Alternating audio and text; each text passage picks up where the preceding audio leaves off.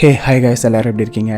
இன்னைக்கு நான் உங்களுக்கு எந்த மாதிரியான படத்தை கொண்டு வந்திருக்கேன் அப்படின்னு பார்த்தீங்கன்னா, ஒரு ஃபேமஸான டிவி ஷோல ஆங்கரா இருக்கிற நம்ம ஹீரோயின் ஒரு சின்ன ட்ரீட்மெண்ட்டுக்காக ஹாஸ்பிட்டல் போனதுக்கு அப்புறம் தான் தெரியுது இவளுக்கு போன் கேன்சர் இருக்குது. இந்த விஷயம் மட்டும் வெளியே தெரிஞ்சதுன்னா இவளோட வேலைக்கே ஆபத்தா போயிரும்ல. சோ இதை பத்தி யார்கிட்டயும் சொல்லக்கூடாதுன்னு எவ்வளவோ ட்ரை பண்றா. பட் என்னதான் மறைச்சாலும் இந்த நோயோட சைடு எஃபெக்ட்ஸ் கொஞ்சம் கொஞ்சமா வெளியே தெரிய ஆரம்பிக்குது. அதுவும் இல்லாம எதுக்கு எடுத்தாலும் டென்ஷன் ஆகுறது, கத்துறதுன்னு இவளோட நடவடிக்கையே டோட்டலா சேஞ்ச் ஆயிருது. இந்த நோயால இவ என்னென்ன மாதிரியான கஷ்டத்தெல்லாம் அனுபவிச்சா கடைசியில் இவளுக்கு என்ன நடந்துச்சு அப்படிங்கறத ரொம்பவே எமோஷனலா நம்ம எல்லாரையும் கண்கலங்க வைக்கக்கூடிய ஒரு படம் தான் லக்கி கேர்ள். இந்த வீடியோ பாக்குறதுக்கு முன்னாடி நம்ம சேனலை சப்ஸ்கிரைப் பண்ணலாம், மறக்காம சப்ஸ்கிரைப் பண்ணி வச்சுக்கோங்க. இப்போ வாங்க நம்ம கதைக்குள்ள போயிடலாம். இந்த படத்தோட ஓப்பனிங் சீன்ல நம்ம ஹீரோயினை தான் காட்டுறாங்க. இவா பேரு நீனா. நீனா ஒரு ஃபேமஸான பப்ளிக் டாக் ஷோவோட ஹோஸ்டா இருக்கிறா. என்னதான் கேமரா முன்னாடி மக்கள் கிட்ட சிரிச்சு பேசினாலும் கேமராக்கு பின்னாடி தான் இவங்களோட நிஜமான கேரக்டர் தெரியும். அப்படித்தான் நம்ம நீனாவும் எதுக்கு எடுத்தாலும் பயங்கரமா கோவப்படுவா. அதுவும் இல்லாம நான் மட்டும்தான் பெரிய ஆளு, எல்லாரும் எனக்கு கீழே தான் இருக்கணும் அப்படின்னு ரொம்பவே தலக்கணத்துல சுத்திக்கிட்டு இருக்கிற ஒரு கேரக்டர். இப்ப கூட பாருங்க, இவளுக்கு மேக்கப் போடுற ஒரு பொண்ணு சின்னதா ஒரு தப்பு பண்ணிடுவா. அது பெரிய விஷயம் கூட இல்ல, ஆனா அதுக்கு ஒரு முறப்பா பாருங்க, பாவம் அந்த பொண்ணு ரொம்பவே பயந்து போயிருவா. இந்த டீம்லயே நீனா கிட்ட ஃப்ரீயா பேசுற ஒரு ஆள் அப்படின்னா அது இந்த ஷோவோட டைரக்டர் மித்யா தான். ஹே நீனா, இந்த உனக்கான ஸ்கிரிப்ட் நல்லா ப்ரிப்பேர் பண்ணிக்கோ, சரியா? அதெல்லாம் சூப்பரா பண்ணிடலாம். ஆமா, இன்னைக்கு என்ன டாபிக்? அதுவா, ஒருத்த நல்லா குடிச்சிட்டு போதையில பொண்டாட்டி வீட்டை விட்டு அடிச்சு துரத்திட்டான். பாவம், ஆல்ரெடி அவளுக்கு உடம்பு முடியாம படுத்த படுக்காதான் இருந்தா. இவன் வெளியே துரத்தி விட்டதுமே குளிர் தாங்க முடியாம செத்தே போயிட்டா. சொல்ல போனா இது ஒரு கொலை மாதிரி தான். பட் எவிடன்ஸ் எதுவுமே இல்லாததுனால கோர்ட் அவனை ரிலீஸ் பண்ணிருது. கோர்ட் அவனை ரிலீஸ் பண்ணா என்ன, அதான் நம்ம கிட்ட வந்து மாட்டிக்கிட்டானே. என்கிட்ட ஒரு சூப்பர் ஐடியா இருக்குது, அவனை என்ன பண்றேன்னு மட்டும் பாரு அப்படின்னு ஒரு வெறியோட இவளும் கிளம்பி போக கொஞ்ச நேரத்திலே ஷோவும் ஸ்டார்ட் ஆயிருது. ஹே மிஸ்டர், நான் கேட்கிற கேள்விக்கெல்லாம் பொய் பேசாம தெளிவா உண்மையை மட்டும் சொல்லணும், சரியா? உங்க மனைவி உடம்பு முடியாம படுத்த படுக்கையில இருக்கும்போது நீங்க வீட்டுல வச்சு குடிச்சிங்களா? ஆமா குடிச்சேன். இப்ப அதுக்கு என்ன? அன்னைக்கு கம்மியா குடிச்சிங்களா இல்ல அளவுக்கு அதிகமா குடிச்சிங்களா? இது என்ன கேள்வி? கப்பலை ரிப்பேர் பண்றதுனா என்ன சாதாரணமான வேலையா? அன்னைக்கு செம்ம டயர்டா இருந்துச்சு, அதான் கொஞ்சம் அதிகமா குடிச்சிட்டு நிம்மதியா படுத்து தூங்கிட்டேன். ஏன் நாங்கள நிம்மதியா தூங்க கூடாதா என்ன? ஐயோ, உங்களை யாரும் தூங்க வேண்டாம்னு சொல்லலையே. பாவம், உங்களுக்கு எப்படி ரிப்பேர் பண்ற வேலை கஷ்டமா இருக்குமோ அதே மாதிரி தானே உடம்புக்கு முடியாத மனைவியை பாத்துக்கிறதும் கஷ்டமா இருக்கும். சரி, அதெல்லாம் இருக்கட்டும். எதுக்காக நீங்க ரெண்டு பேரும் வீட்டுல வாழ்றதுக்கு பதிலா போட்ல வாழ்ந்துகிட்டு இருந்தீங்க? அது சின்ன வயசுல இருந்தே எனக்குன்னு சொந்தமா ஒரு போட் வாங்கணும் அப்படிங்கறது ஆசை. சோ அதான் எங்களோட பிளாட்டை வித்துட்டு நாங்க இந்த போட்டை வாங்கிட்டோம். என்னது, உங்க பிளாட்டா? அது உங்க ஒய்ஃபோட பிளாட்னு கேள்விப்பட்டோம். ஆமா, அது என் ஒய்ஃபோட பிளாட் தான். இப்ப அதுக்கு என்ன? டாக்டர் தான் அவளுக்கு கொஞ்சம் ஃப்ரெஷ் ஏர் கிடைக்கிற மாதிரி பாத்துக்கோங்கன்னு சொன்னாரு. நானும் மனுஷன் தானே, அதான் என் ஒய்ஃபோட நல்லதுக்காக இந்த மாதிரி ஒரு முடிவெடுத்தேன். எப்படி உடம்புக்கு முடியாத மனைவிய -15 டிகிரி குளிர்ல வெளியே துரத்தி விட்டதா? இந்த கொலைய நீங்களா பிளான் பண்ணி செஞ்சீங்களா இல்ல உங்க ஃப்ரெண்ட்ஸ் யார் ஹெல்ப் பண்ணாங்களா அப்படின்னு விடாம கேள்வி மேல கேள்வி கேட்டுக்கிட்டே இருக்க இவன் சம கோவத்துல எந்திரிச்சு வந்து நீனா மூக்குல ஒரு குத்து குத்திடுறான். உனக்கு எங்களை பத்தி என்ன தெரியும்? கொஞ்சம் கூட மனசாட்சி இல்லாம வாய்க்கு வந்ததெல்லாம் பேசுற, உன்னால யாரு இந்த வேலையில சேர்த்தது அப்படின்னு இவன் பயங்கரமா பிரச்சனை பண்ணவும் செக்யூரிட்டி அங்க வந்து இவனை அலைக்க தூக்கிட்டு போயிடுறாங்க. அடிச்ச அடியில அவ மூக்குல இருந்து பொலன்னு ரத்தம் ஊத்திக்கிட்டே இருக்குது. அப்பையும் வா சும்மா இல்லாம, பாத்தீங்களா உண்மையை தைரியமா பேசினா இப்படித்தான் நடக்கும். அநியாயத்தை பார்த்து நீங்க கண்டுக்காம இருக்க போறீங்களா இல்ல அதை எதிர்த்து போராடுவீங்களா? நீங்களே அதை முடிவு பண்ணிக்கோங்க அப்படின்னு கேமராவை பார்த்து பயங்கரமா ஸ்பீச் கொடுக்குறா. நீனா கீழே விழும்போது இவ கையில பலமா அடிபட்டு இருக்கும் போல. அதை பத்தி டைரக்டர் கிட்ட பேசிக்கிட்டு இருக்கும் போது உடனே டாக்டரை போய் பார்த்துட்டு வந்துரும் அப்படின்னு அடுத்த நாள் அப்பாயின்மெண்ட் புக் பண்ணிடுறாரு. நீனாக்கு சொந்தம் அப்படின்னு சொல்லிக்க இருக்கிறது இவளோட பாய் ஃப்ரெண்ட் ஆண்ட்ரே மட்டும்தான். ஆண்ட்ரேவை கல்யாணம் பண்ணி குழந்தை பெத்துக்கிட்டு லைஃப்ல செட்டில் ஆகணும் அப்படிங்கறத இவளோட பெரிய ஆசை. சொன்ன மாதிரியே மறுநாள் இவளும் அந்த டைரக்டரும் கிளம்பி ஹாஸ்பிட்டலுக்கு போறாங்க. கீழே விழுந்ததுல இவளோட கை சமயம் வலிக்குதுன்னு சொன்னால சோ டாக்டரும் ஸ்கேன் எடுத்து பார்த்தா அவங்க இவளோட போன் ஸ்ட்ரக்சர்ல சில சேஞ்சஸ் நோட் பண்றாங்க. நாங்க உங்க போன்ல இருந்து ஒரு சின்ன பீஸ் எடுத்து லேப்ல டெஸ்ட் பண்ணி பார்க்கணும். எனது என் போனை வெட்டி எடுக்க போறீங்களா? நீங்க பயப்படுற மாதிரிலாம் எதுவும் இல்ல, இது ஒரு சின்ன ப்ராசஸ் தான். உங்களுக்கு அனஸ்தீசியா கொடுத்ததுக்கு அப்புறம் தான் அந்த ப்ராசஸே நடக்கும். சப்போஸ் உங்களுக்கு பெயின் எதுவும் வந்துச்சுன்னா உடனே சொல்லிருங்க அப்படின்னு இவளோட போன்ல இருந்து ஒரு பீஸை எடுத்து டெஸ்ட் பண்ணி பார்க்கும்போது தான் தெரியுது இவளுக்கு ஆஸ்டியோசர்கோமா அப்படிங்கிற ஒரு ரேர் டிசீஸ் இருக்குது. அதாவது போன் கேன்சர்னு சொல்லுவாங்க.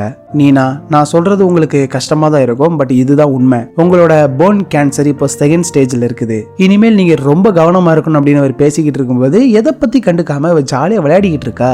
நீனா, என்ன பண்ணிக்கிட்டு இருக்க நீ? முதல்ல வந்து இங்க உட்காரு. இது ஒன்னும் விளையாட்டு கிடையாது, ரொம்பவே சீரியஸான ஒரு விஷயம். கேன்சருக்கு ட்ரீட்மெண்ட் பண்றது ஒரு பெரிய ப்ராசஸ். முதல்ல நாம கீமோதெரப்பி தான் ஸ்டார்ட் பண்ணணும். இங்க பாரு, இந்த விஷயத்த நான் யார்கிட்டயும் சொல்லக்கூடாதுன்னா நான் சொல்றதை கேட்டு ஒழுங்கா ட்ரீட்மெண்ட்டுக்கு கோஆபரேட் பண்ணு. நம்ம நாளைக்கே இதுக்கான வேலையை ஆரம்பிக்கணும். என்னது நாளைக்கா? நாம வேணும்னா அடுத்த வாரம் ஸ்டார்ட் பண்ணுவோம் அப்படின்னு கேட்கவும் டாக்டர் செம டென்ஷன் ஆயிடுறாரு. மறுநாள் வழக்கம் போல இவளும் கிளம்பி ஷூட்டிங்க்கு ரெடி ஆகிட்டு இருக்க, இன்னைக்கு என்ன கேஸ்ன்னு பார்த்தா ஒரு அம்மா அவங்க பையனை அடிச்சு துன்புறுத்தி ரொம்பவே கொடுமைப்படுத்தி இருக்கா. இந்த விஷயத்தை கேள்விப்பட்டதுமே நீனாக்கு சமக்கம் வந்துருது. இன்னைக்கு வரைக்கும் நிறைய பொண்ணுங்க குழந்தை பெத்துக்க முடியாம கஷ்டப்பட்டுக்கிட்டு இருக்காங்க.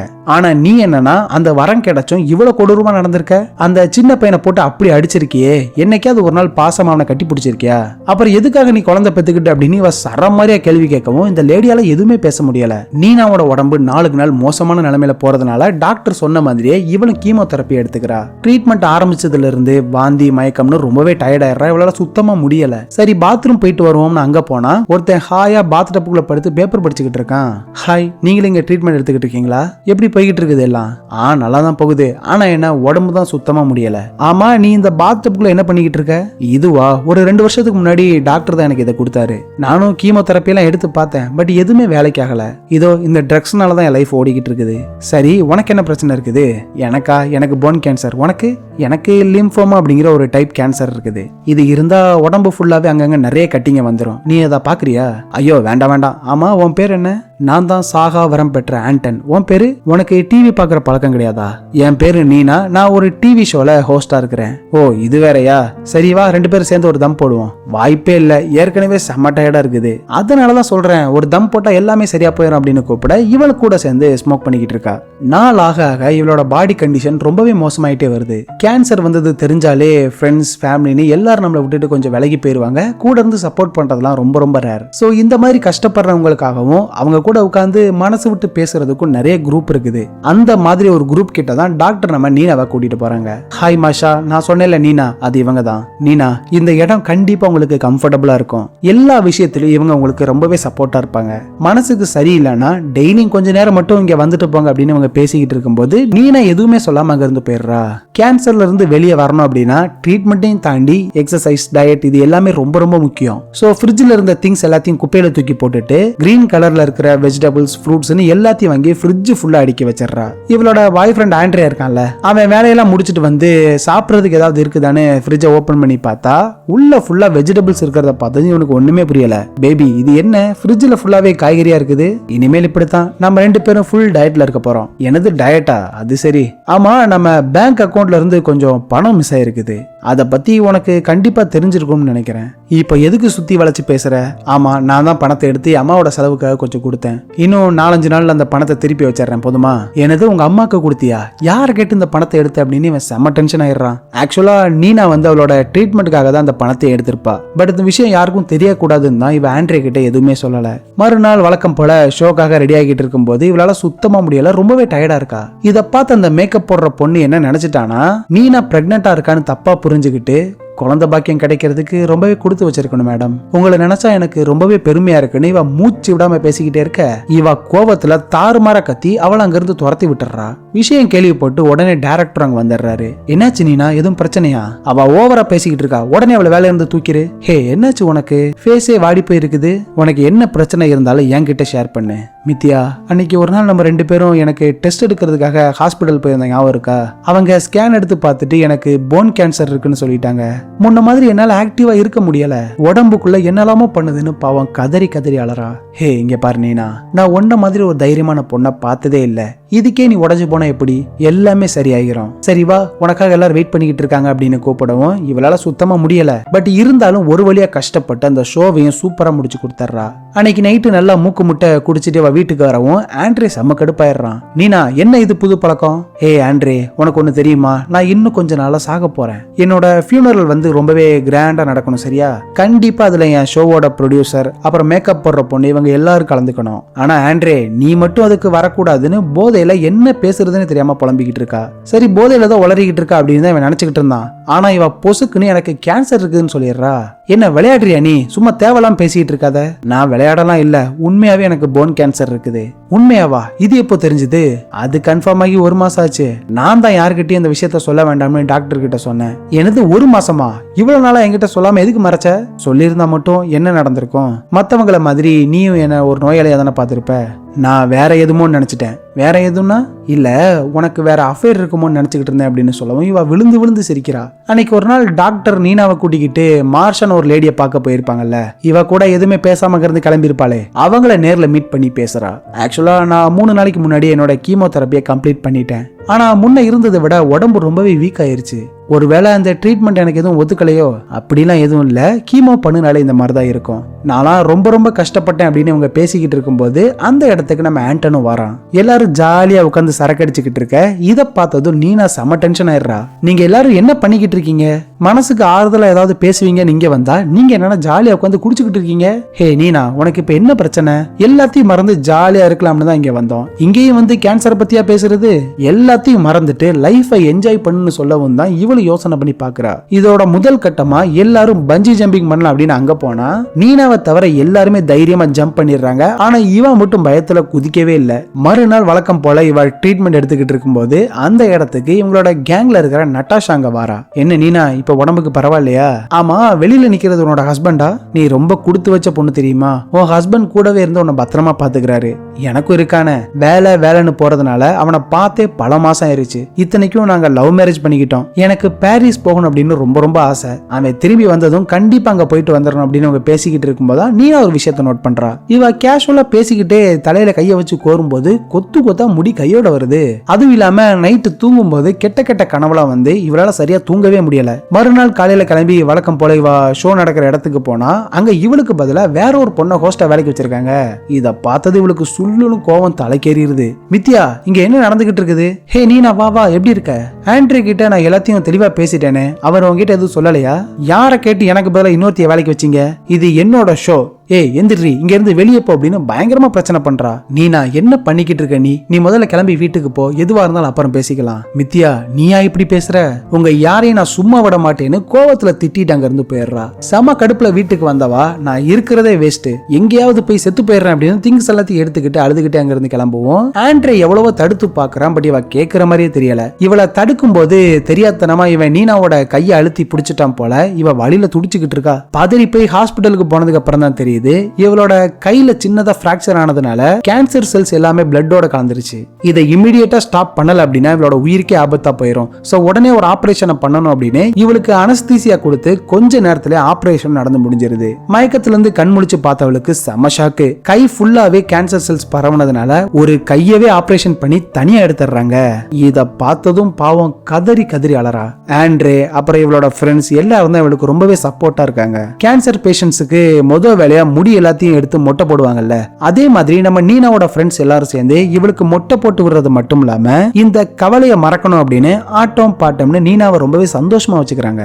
நீனாவோட அம்மா ரொம்ப வருஷத்துக்கு முன்னாடி இறந்து போயிருப்பாங்க போல. பட் இந்த விஷயத்தை இவ யாருக்கிட்டையும் சொல்லல. அதை பத்தி யோசனை பண்ணி நைட்டு தூங்கும் போது கூட இவ ஒரு ஷோவை ஹோஸ்ட் பண்ணிக்கிட்டு இருந்தால, அந்த ஷோல இவ உட்கார்ந்து இருக்கிற மாதிரியும் இவளே கேள்வி மேல கேள்வி கேட்டு டார்ச்சர் பண்ற மாதிரியும் கனவு வருது. கீமோதெரபி பண்ணி நீனாவோட உடம்புல எந்த மாற்றமுமே தெரியல. இந்த விஷயத்த டாக்டர் இவங்க கிட்ட சொல்லவும் ஆண்ட்ரே செம டென்ஷன் ஆயிடுறான். யோ டாக்டர், நீ தானே சொன்ன எல்லாமே சரியா போயிரும்னு, இப்போ என்னாச்சு?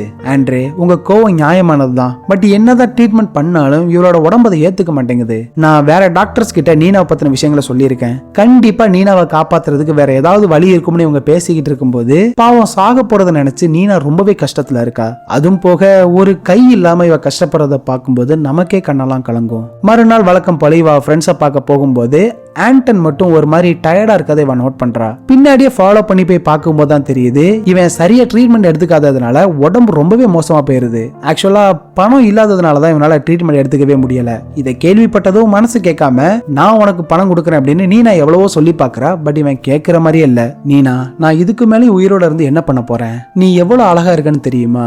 உன்ன மாதிரி ஒரு அழகான பொண்ணை இதுக்கு முன்னாடி நான் பார்த்ததே இல்லை அப்படின்னு இவங்க பேசிக்கிட்டே இவங்க 2 பேரும் கிஸ் பண்ணிக்கிறாங்க. அப்போதான் ஆண்டனும் அவன் ஷர்ட்டை கழட்டி காட்டுறான். பார்த்தா உடம்பு ஃபுல்லாவே அங்கங்கன்னு ஏகப்பட்ட கட்டிங் இருக்குது. இவங்க டீம்ல நட்டாஷான்னு ஒருத்தி இருப்பால, அவளுக்கு கவிதை எழுதுறதுனா ரொம்ப ரொம்ப பிடிக்கும். இந்த கேன்சரால இவ என்னென்ன மாதிரியான கஷ்டத்துல அனுபவிச்சா அப்படிங்கறத ஒரு கவிதையா எழுதி வச்சிருப்பா போல. அதை இவங்க கிட்ட வாசிச்சு காட்டி எல்லாரும் சந்தோஷமா இருக்காங்க. மறுநாள் இவங்க சேரிட்டில இருந்து ஃபண்ட் கலெக்ட் பண்றதுக்காக சின்னதா ஒரு ஆக்ஷன் நடத்துறாங்க. இந்த ஆக்ஷன்ல ஆண்டன் வரைஞ்ச டிராயிங்ஸ் அப்புறம் நட்டாஷாவோட கவிதைகளும் இருக்குது. முதல்ல இங்க வந்து எல்லாருக்கும் ரொம்ப ரொம்ப நன்றி. நாங்க இந்த ஃபண்டை கலெக்ட் பண்றதே ஆண்டனோட ட்ரீட்மெண்ட்டுக்காக இதுக்காக தான் என்னோட கான்ட்ரிபியூஷன் இதுல இருக்கணும் அப்படின்னு என் ஃப்ரெண்டு நட்டாஷா எழுதின ஒரு கவிதையை நான் பணம் கொடுத்து வாங்கியிருக்கேன். ஆமா, நட்டாஷா எங்க ரொம்ப நேரம் ஆளை காணும் அப்படின்னு அவங்க பேசிக்கிட்டு இருக்கும்போது அந்த இடத்துக்கு நட்டாஷாவோட ஹஸ்பண்ட் வந்து அவ இறந்து போயிட்டான்னு ஒரு பெரிய குண்டு தூக்கி போட்டுறான். இந்த விஷயத்தை கேட்டதும் நீனாவால அதை தாங்கிக்கவே முடியல. மறுநாள் டாக்டர் இவளுக்கு இன்ஜெக்ஷன் போட வரும்போது அதை தடுத்து இவ பயங்கரமா கத்த ஆரம்பிச்சிடுறா. அதான் நான் சாக போறேன்னு தெரியும்ல, அப்புறம் எதுக்கு இதெல்லாம்? ஓ, நீங்க எல்லா முயற்சியும் பண்ணணும் அப்படிங்கறத காட்டுறதுக்கா? பாவம் நட்டாஷா, அவ என்ன தப்பு பண்ணா? உங்களால ஏன் அவளை காப்பாத்த முடியல? அவ பாரிஸ் போகணும் அப்படின்னு ரொம்பவே ஆசைப்பட்டா. ஆனா இப்ப பாருங்க, நட்டாஷா உயிரோட இல்லைன்னு சொல்லி பாவம் கதறி கதறி அலறா. இங்க பாரு நீனா, நடந்த விஷயங்களை பத்தி நினைச்சு பார்த்து உன்னோட லைஃபை நீ விட்டுறாத. நாங்க எல்லாரும் உனக்கு துணையா இருக்கோம். நீ எப்படியாவது உன்னோட கேன்சர் எதிர்த்து போராடுன்னு இவளை பயங்கரமா மோட்டிவேட் பண்றாங்க. இதுக்கு முன்னாடி இந்த பஞ்சி ஜம்பிங் பண்ணும்போது இவன் மட்டும் பயத்துல குதிக்காம இருந்திருப்பால, பட் இப்ப தைரியமா அந்த விஷயத்த பண்றா. அப்படியே நாட்களும் கூட நம்ம நட்டாஷாக்கு ஃபியூனரல் நடத்த ஏற்பாடு பண்ணிருப்பாங்க போல. இதுல இவளோட ஃப்ரெண்ட்ஸ், ரிலேட்டிவ்ஸ் மட்டும் இல்லாம இவங்கள மாதிரியே கேன்சரால பாதிக்கப்பட்ட நிறைய பேர் அதுல கலந்துக்கிறாங்க. நட்டாஷாவை பொறுத்தவரை அவ கேன்சரை நினைச்சு ஒரு நாள் கூட சோகமா இருந்தது கிடையாது. சாகும்போது கூட சந்தோஷமா சிரிச்சுக்கிட்டே சாகணும்னு ஆசைப்பட்டா.